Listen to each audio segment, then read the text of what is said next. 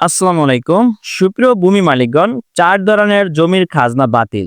৪ শ্রেণীর জমির খাজনা চিরতরে বাতিল করে দেয়া হলো, যা আজকের ভিডিওতে ধারাবাহিকভাবে জানিয়ে দেওয়া হবে।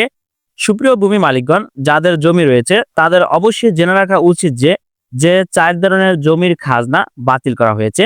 দৈনিক জনকণ্ঠ অনলাইন পোর্টালে প্রকাশিত একটি প্রতিবেদন, ৪ শ্রেণীর জমির খাজনা চিরতরে বাতিল, এখন আর খাজনা দিতে হবে না, যা আজকের ভিডিওতে জানিয়ে দেওয়া হবে। সুপ্রিয় ভূমি মালিকগণ, আজকের ভিডিওটি খুবই গুরুত্বপূর্ণ, কেননা বর্তমান সময়ে জমি সংক্রান্ত বিষয় প্রত্যেকেরই জেনে রাখা উচিত।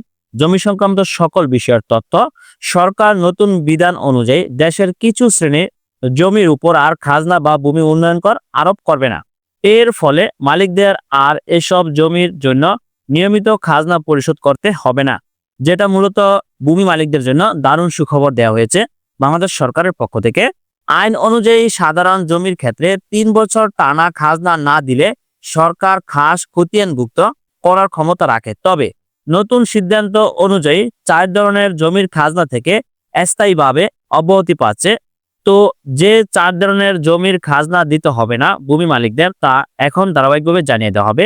১ নাম্বার, সরকারি বা জাতীয় খারাস জমি, এই ধরনের জমির খাজনা আর দিতে হবে না। তারপর আছে ২ নম্বর, ধর্মীয় প্রতিষ্ঠান যেসব, যেমন মসজিদ, মন্দির, মঠের জমি বাণিজ্যিক কাজে ব্যবহার না হলে, যেমন ধর্মীয় প্রতিষ্ঠান যেখানে মসজিদ, মাদ্রাসা বা মঠের বা মন্দির, এই সকল যে জমিগুলো রয়েছে এই জমিগুলার আর খাজনা দিতে হবে না। তারপর আছে ৩ নম্বর, পুনর্বাসন বা আবাসন প্রকল্পের জমির খাজনা দিতে আর হবে না। তারপর আছে ৪ নম্বর, জরুরি প্রয়োজনে সরকার কর্তৃক অধিগ্রহণকৃত জমির খাজনা দিতে হবে না। এই ৪ ধরনের জমির খাজনা ভূমি মালিকদেরকে আর দিতে হবে না, যা বর্তমান সরকারের পক্ষ থেকে ভূমি নাগরিকদের এই সুযোগ করে দেওয়া হয়েছে। ৪ ধরনের জমির খাজনা চিরতরে বাতিল করে দেওয়া হয়েছে বর্তমান সরকারের পক্ষ থেকে। ভূমি মালিকদের এই ৪ ধরনের জমির খাজনা আর দিতে হবে না। এছাড়া প্রান্তিক কৃষক বা অসচ্ছল মালিকরা জেলা পরিষদের কাছে আবেদন করলে তদন্ত সাপেক্ষে নির্দিষ্ট সময়ের জন্য খাজনা মওকুফ পেতে পারেন।